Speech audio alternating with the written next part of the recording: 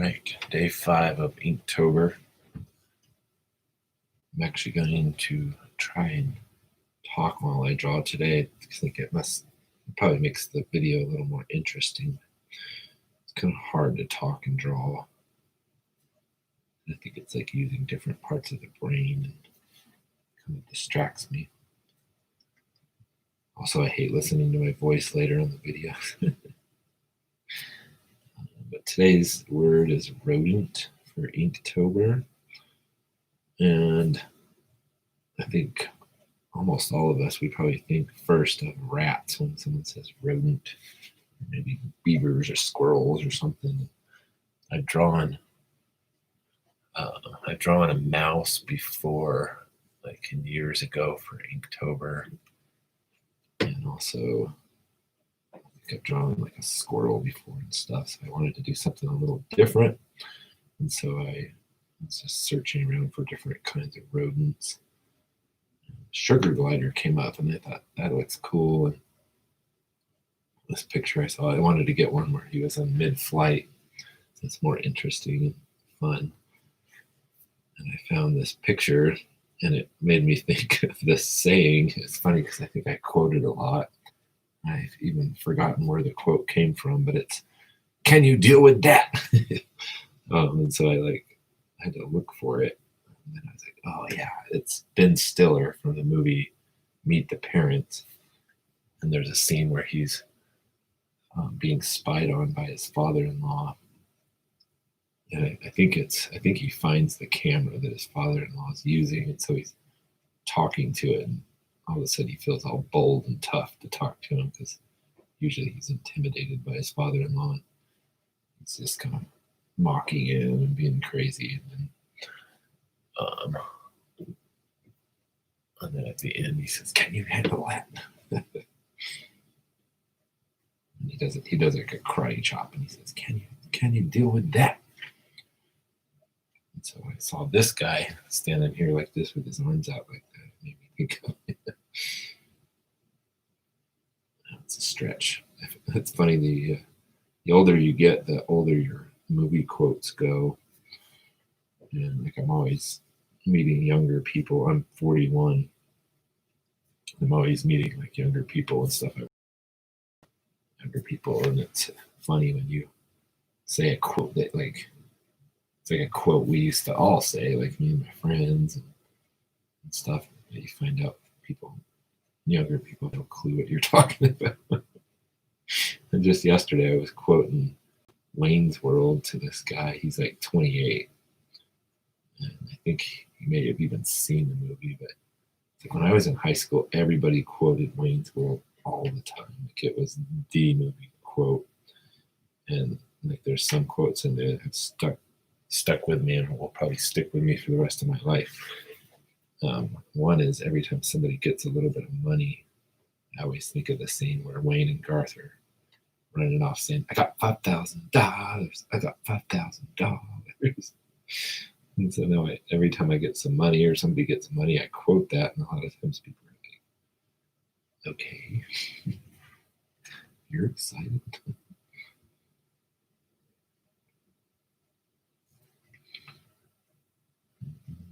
So if you're watching for the first time, my name's Josh Anderson. I'm a full-time graphic artist, but my real love is drawing, specifically cartoon drawing.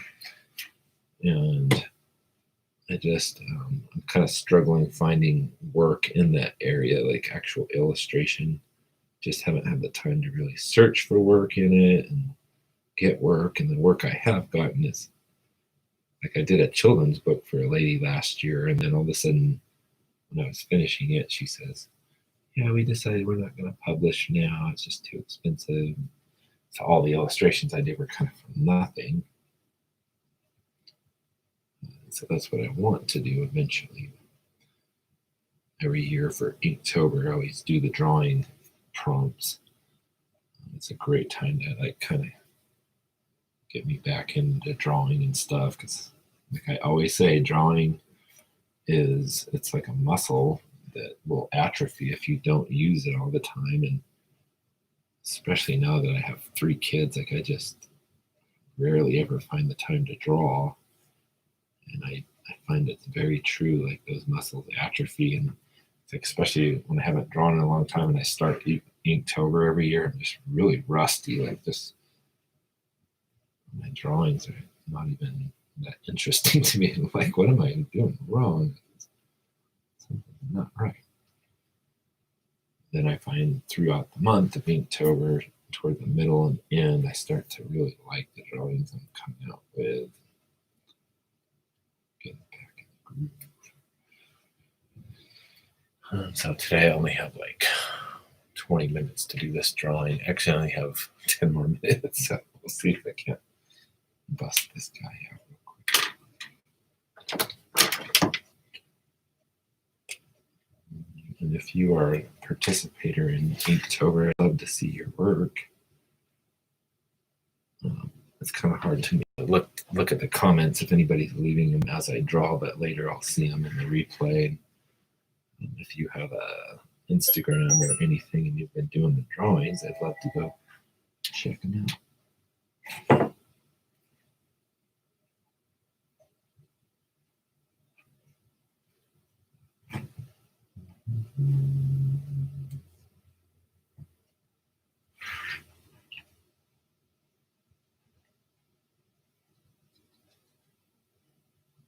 Inktober is always hard because it's so fun, but it's also really stressful for me because finding the time to do a drawing these days is just real hard. Like I kind of try to allot my lunch hour at work,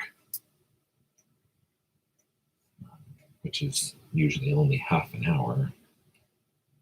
Drawings usually will take a little longer, and it's also hard because I would like to spend more time and do a more quality drawing, but it's like, well, I'm either going to do this or I'm not. And so if I am, I'm just going to have to put up with maybe not the most high quality drawing ever. Gosh, my fine is starting to die.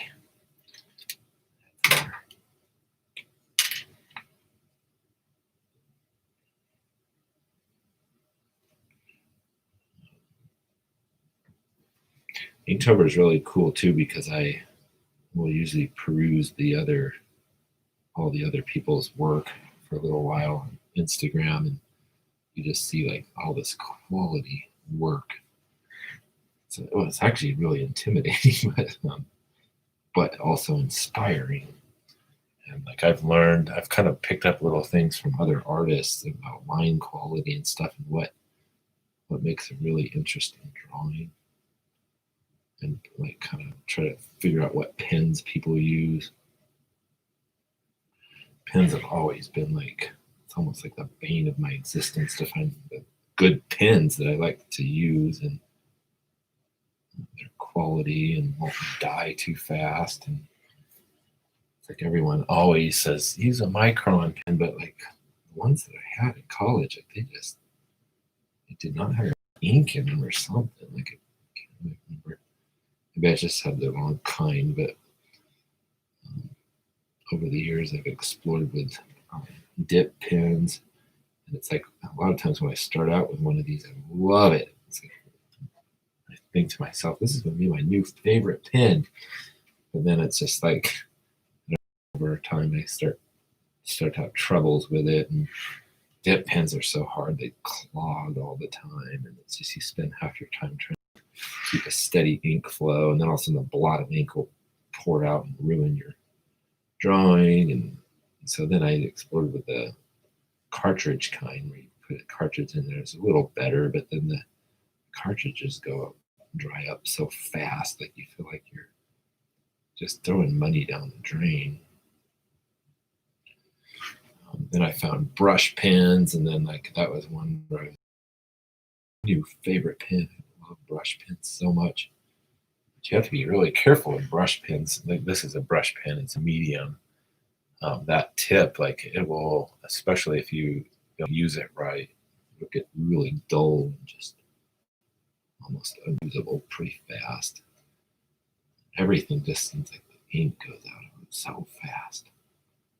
This one's it's called Pigma, I think is the brand. It's actually pretty impressed with these. I got them at a Hobby Lobby. Pretty good. Pretty good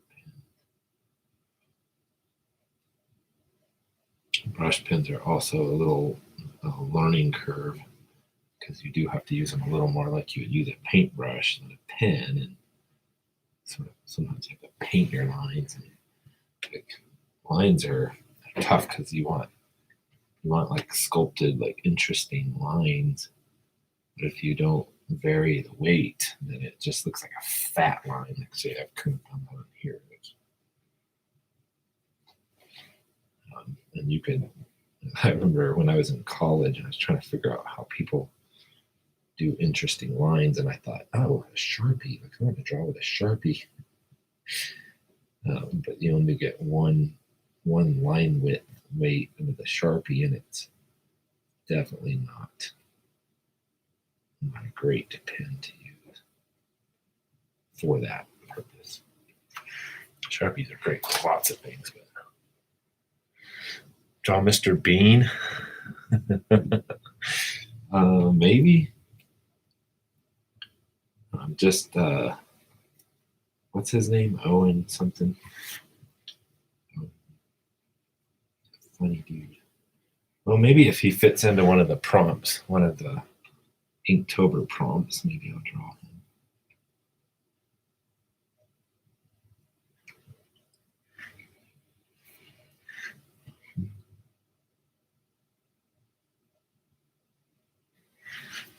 Ideally, I would, on a really nice drawing, I would spend days. Like I would take my time and go slow.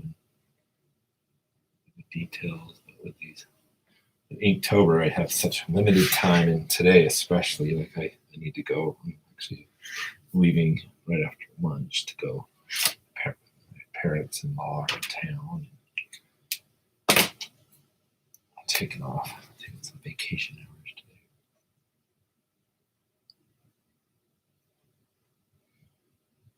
It's like I also have a setup here at my work office with a camera and everything, and pens and stuff. And it's like I could do my drawings at home, but then I don't have the same setup. My laptop at home, the battery blew up in it, and it's getting old anyway.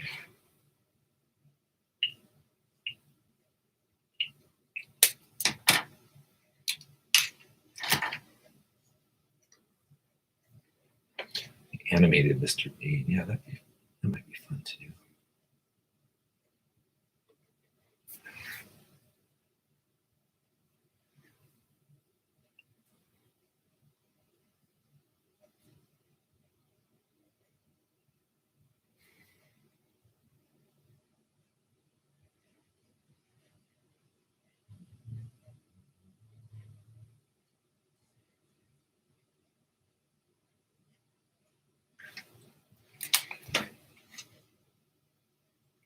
I used to be Facebook friends with a guy who owned a sugar glider, and he was always posting all these pictures of it on his shoulder and stuff.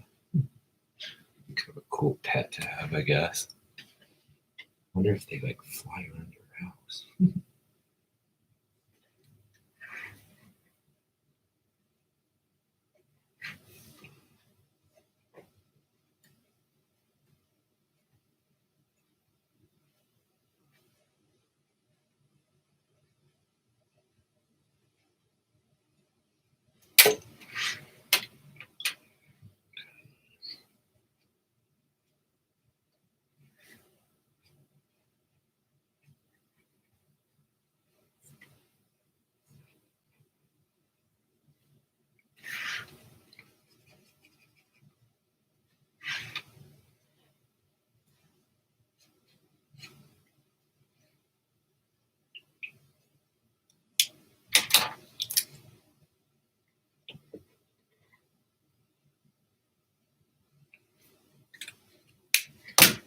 Sorry about the silence. It's hard for me to talk about draw at the same time.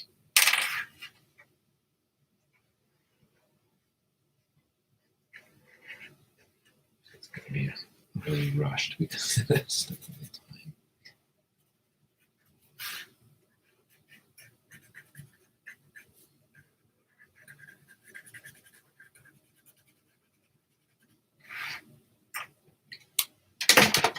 always said not to use Sharpies, and here I am.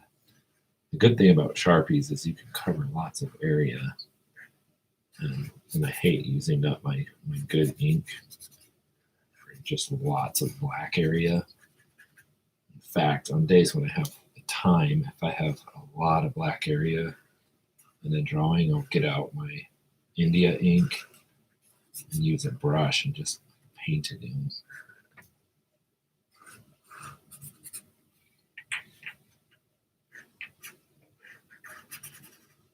This is kind of different for me too, putting words on one of my Inktober drawings. I don't usually do this.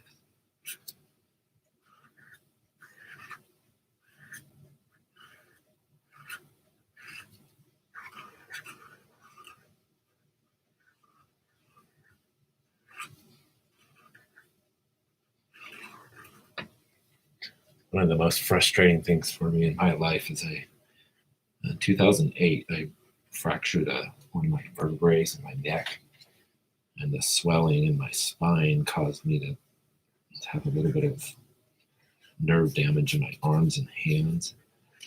It's weird. It's hard to pinpoint exactly what's happening, but some of the muscles in my hand here are atrophied. And it's hard to move my fingers and reposition and grab and get grip on the pencil the way I used to. And so it definitely kind of is a strike toward my quality. Sometimes I can't quickly lift the pen and move it and grab a hold. It's very frustrating.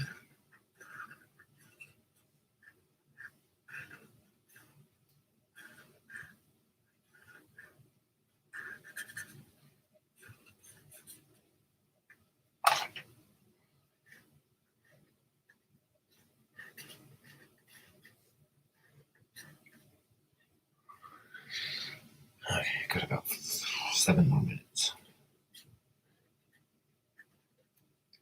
So usually my method with the Inktober drawings is first is kind of the research method, when I try to sort of Google around, find out what can spur my mind for that day's prompt. Because there's always something that pops up right away in your head, but it's usually kind of trite and overused, like a cliche or something. And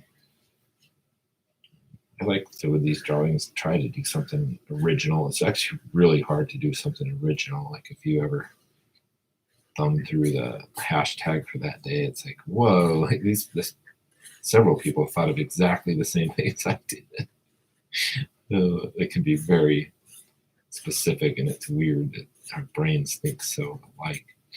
But yeah, when I come up with an idea, sometimes, not always, like today, I sketch it on another sketchbook. I just kind of get the idea out on paper to see if it's going to be something I even want to do.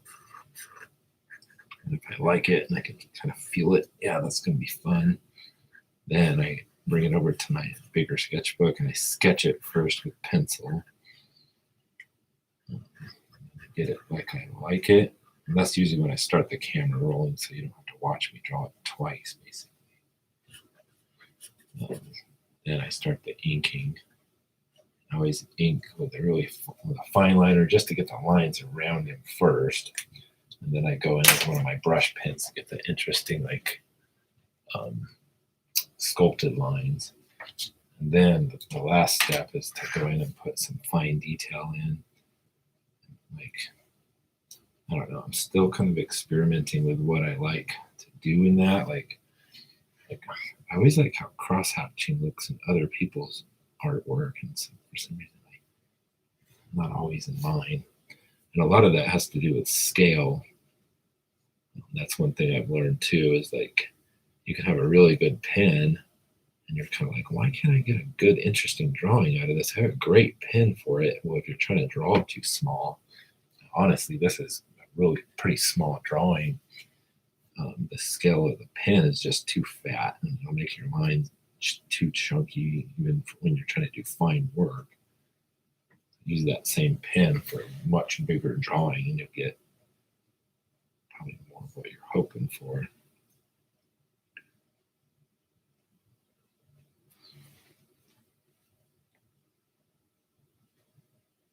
You could learn so much from other artists just watching how they do it. Like I've been drawing since I could hold a pencil since I was a little kid, and to my detriment, I kind of prided myself on I'm a good artist, I'm a good drawer. I don't need instruction and stuff. Like never have that attitude. Like no matter how long you've been drawing or how great of an artist you are, how many times you've been published or whatever, like never have the attitude that you can't learn from somebody, even people who have just started. Like a lot of times they just stumble upon things and it's like a method you've never thought of or whatever, and can always learn from people.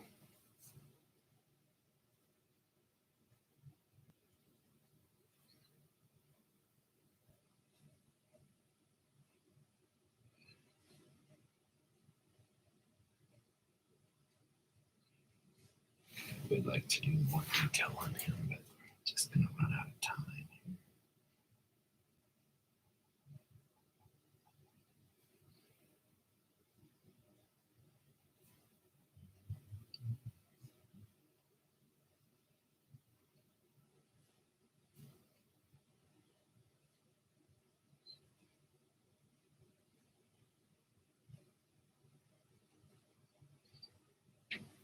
I'd like to go back and look at the photo that I got this guy from. Find out a little more about the like the hair patterns and stuff, and which way the hair flows, because that's important. But that's the thing too with reference photos. A lot of people are kind of surprised when they see me like look at a reference photo to do any kind of drawing. And they're like, I thought you like this little kid one time actually told me like, I thought you were a good drawer. Good drawers don't use photos; they can draw it out of their head. Well, there are people that can do that, but I think most of us will use reference photos. Like you just can't hold in your head like, and you can always draw stuff out of your head, but it's always better to have a reference photo to kind of base it back in reality, base it back to what you got it from. Like I mean, if I drew this guy out of my head, he'd be so much less complex and more of a boring, simple cartoon. But like since I looked at a photo and kind of found out how their verticos and everything, it just makes the drawing much more interesting.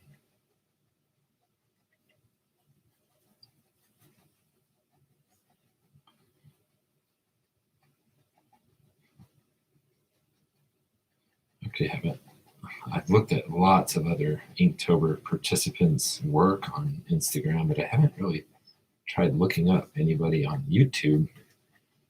Might be an interesting thing to do and just see if anybody talks about their process and how they get there. And I'm just blown away by so many artists' stuff, like just incredible work out there.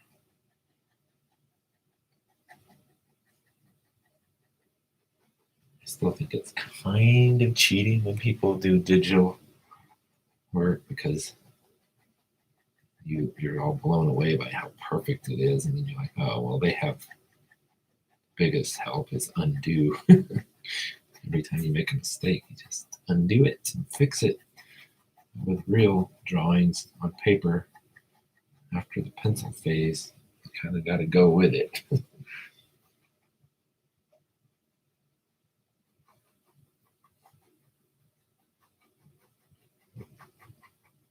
So lastly, after I get the detail in here like I like, last step is to erase the pencil lines.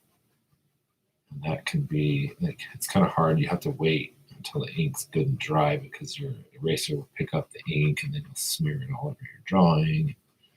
So I'll probably stop the video after I get the ink done here, and then I'll have to go to my Instagram to see the final.